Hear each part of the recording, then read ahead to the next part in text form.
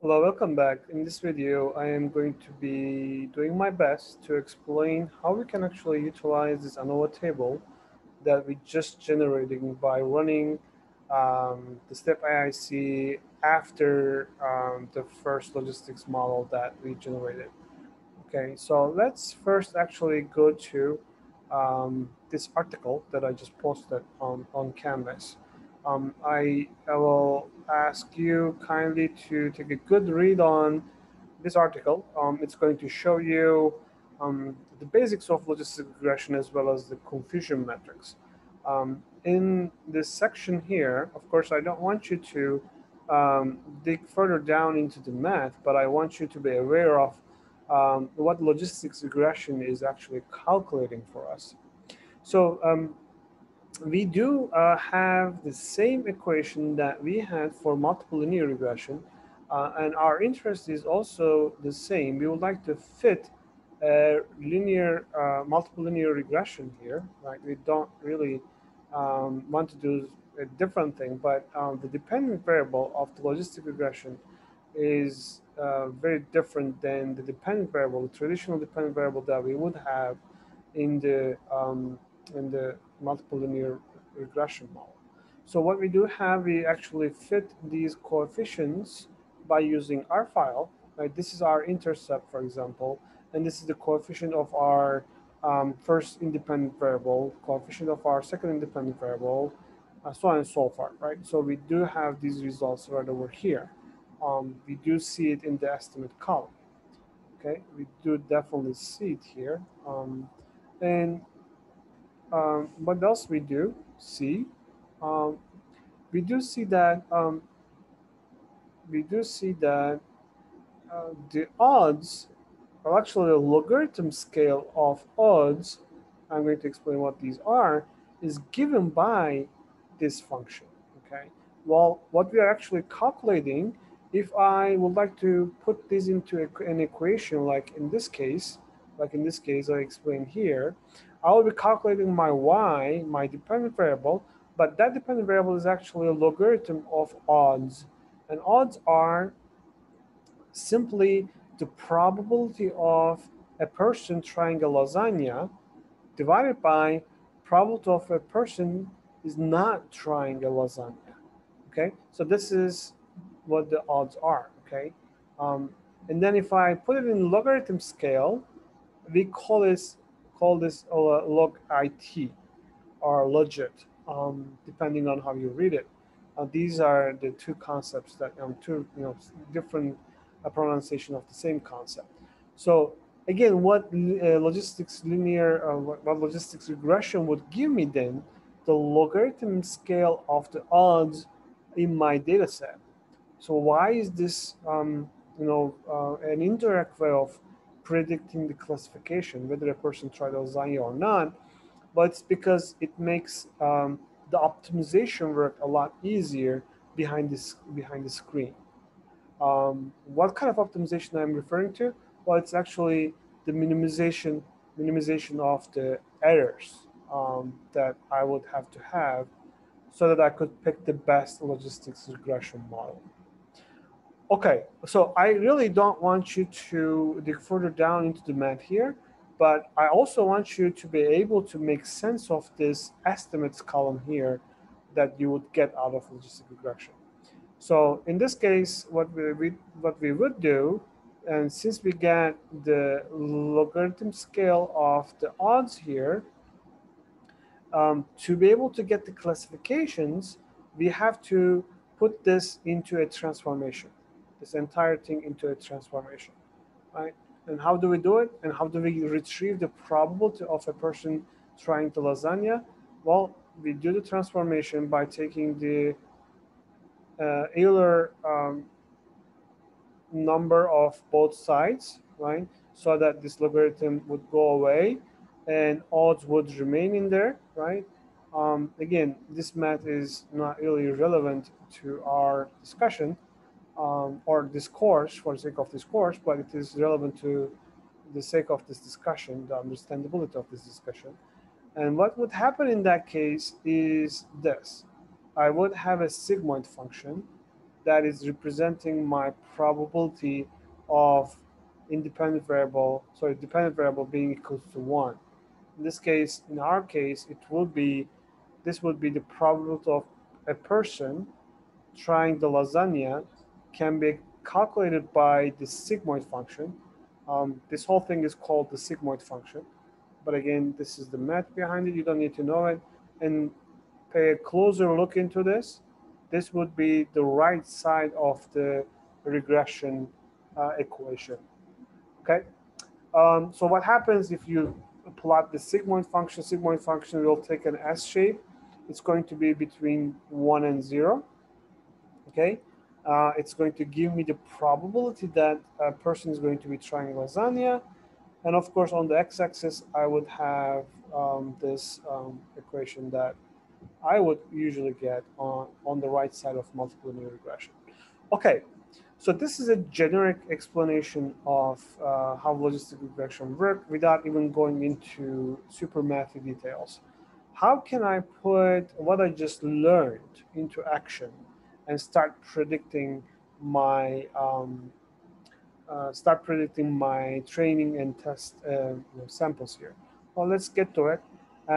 As I said, this these estimates, right? These column estimates for the intercept and the coefficients of age, pay type salaried, level on yes, small trips, neighborhood south, neighborhood west.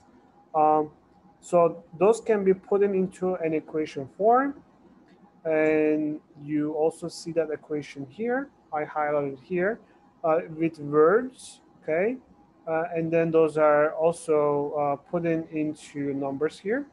Let me talk more about these categories. So maybe some of you are confused because you do see in the train data, you do see for example, gender, but you don't, well, sorry, not here, a pay type. So let's focus on pay type. In the train data, you do see pay type, but you don't see pay type salary. Well, remember, we do have two categories here, and the reference category was, I believe, hourly, okay? And pay type salary is going to be used here in the equation as a binary information. So what we are going to do, we construct our equation like this. So you will see that this is our intercept, and this is the coefficient of h. H is not a categorical independent variable. It is numerical. Pay type salaried, well, if the pay type is going to be equal to salaried information, we're going to plug in 1 into this equation.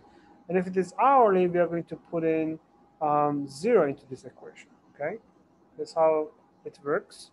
And then the coefficient of live alone yes. Again, this is the for live alone yes category. If actually the person is living alone and it has a value of yes here, we're going to put in 1. And if that person is not living alone, then we're going to put a 0 here, okay? And this is how we are going to represent our categorical information here. And similarly for the neighborhood information, if that person is living in the south, we're going to put in 1 here. If that person is not going to live in south, we're going to put 0. Similarly, if that person is going to be living in neighborhood west, we're going to put in 1. And if that person is not living neighborhood west, we're going to put in 0. Okay, so this is how you can actually plug in certain different values into the equation and predict the logarithm of odds of a specific person. Well, what does it really telling me? Can I calculate the probability of a person trying lasagna after I calculate the y? Yes, I should, by making it go through the sigmoid function. Well, luckily, R is going to do everything automatically. You don't need to actually know how to run the sigmoid function, how to generate these log odds, and then the final classification level for your categories. But I'm showing this to you so that you could actually start making sense of this ANOVA table. Long story short, if you look at, for example, the H value, it has a negative impact on logarithm of odds of a person trying lasagna, meaning that if it is negative and it is also making the chance of a person trying lasagna very low, right? if that person's age is increasing, for example, the chance that that person is going to trying your lasagna is going down. That's what it means. The other independent variables are all positive, so therefore they are impacting the logarithm of odds in a positive sense. Similar to the probabilities, we can actually, the logarithm of the odds are going to be telling us that as long as these people, for example, if it is salary type and the chance, the odds, the log odds of that person trying your lasagna is increasing by this much. Okay. This is how we can make sense of these coefficients in logistic regression. So let's take a look at implementation of this y value for the first person in our trained data set. The head function, if you call this line 47, is going to call us the head of, well, actually, first of 7 rows of the trained data set. Okay, well, actually, you don't have to do that. You can just literally call the train, and then you can see what the first person looks like. We are going to plug in the information of the first person into this y and try to calculate their probability, he or she's um, whether he or she is going to try your lasagna or not. Okay, so we got these numbers from the ANOVA table, right? These coefficients from the ANOVA table. Well, let's take a closer look into your first person. Its age is 48.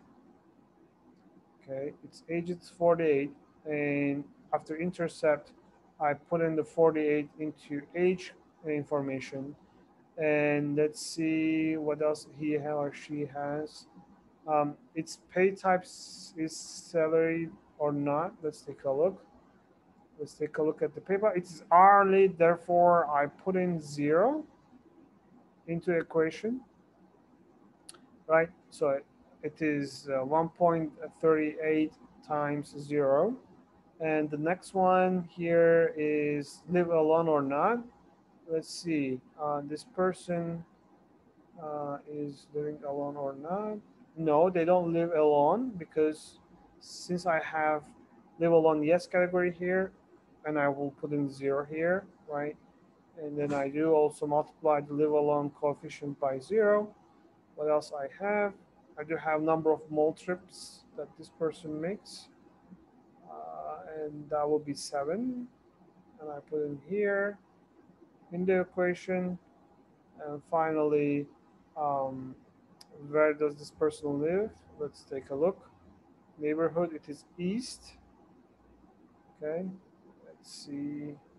I do have south, west. So therefore, since those are for south and west, I'm going to plug in 0 here and 0 here. And I did that.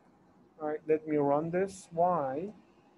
And this is the logarithm of odds of this person trying your lasagna. It is negative, and if it is less than 1, and it is probably going to be the probability of this person trying your lasagna is going to be very low. It is less than 50%, literally. Okay, this is how you can actually get the log odds to probability of that person um, trying your lasagna or having selecting your whatever category that you have. So in this data set, we are working on lasagna, but in other data sets, we are going to be working on something else. Keep them in your mind. Let's take a look at, for all the training data, let's take a look at what would be my, well, what are my actual values, right? These are the actual observations of people, whether they tried your lasagna or not. Um, well, actually, you can display the estimated probabilities. See that I went through a lot of troubles here, right, to calculate the probability of only one person's chance whether he or she is going to try to eat the lasagna or not, right? Actually, I could retrieve them since my model 2 is the name of my step AIC, my final logistic regression model. You can hit a dollar sign and then call fitted values to look into their probabilities. Right, let's take a look at the first probability that it gives me. The first probability that it gives me is actually the same probability that I calculated earlier. Well, it turns out that I didn't have to go through this trouble. The only reason I went through this trouble is to show you how to make use of the estimates in the ANOVA table. Again, you don't have to know how to convert log ITs into probabilities. You actually have all the probabilities that you need after you run a logistics model. Okay, so these are the probabilities that these people are going to be trying your lasagna or not. Well, actually, I do have the information for them, right? So that's why I call this training data. We do know actually what they did. So the first person, actually, the probability turned out that it is less than 0.5, 50%, and actually it did not try my lasagna. Right?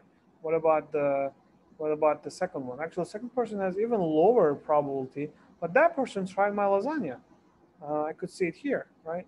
What about the third person?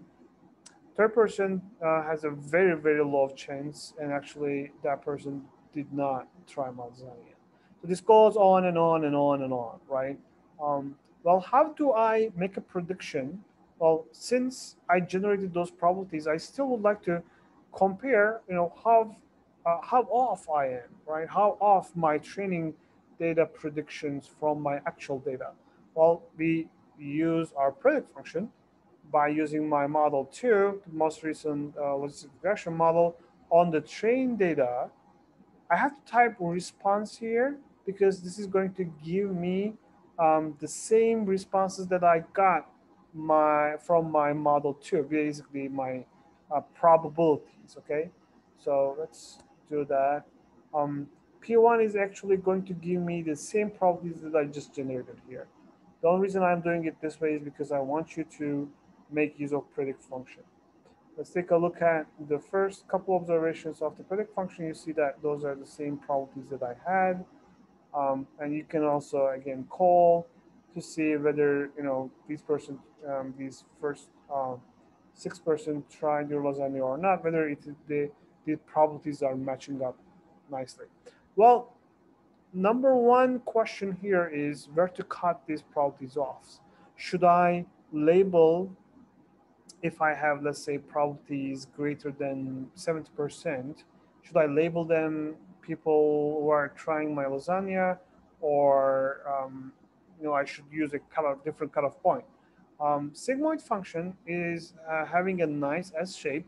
Literally, if you draw the line from here, from zero point 0.5 to if you draw a continuous line, it would actually cover the half of the region, and also on the upside side, you do also cover another half of the region.